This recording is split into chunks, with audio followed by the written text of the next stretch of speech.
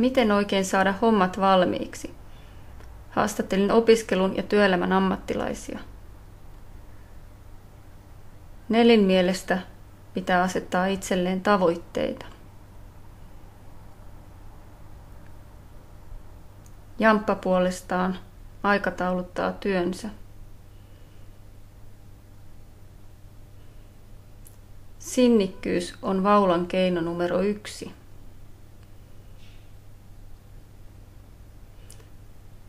Samuli luottaa harjoitteluun ja sitä kautta itseensä.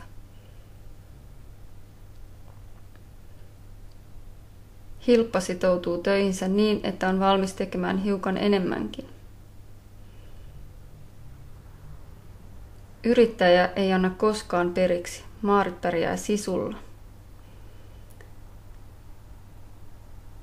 Nanna luottaa, että eskarissa tulee olemaan kivempaa ja kivempaa. Saa leikkiä, piirtää, värittää.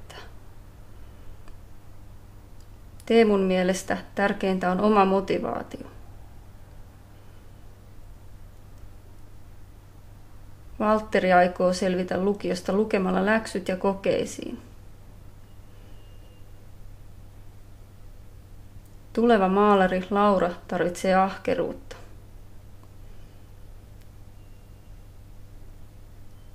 Herskan työssä A ja O on yhteistyö. Viivin mielestä kannustus on tärkeintä.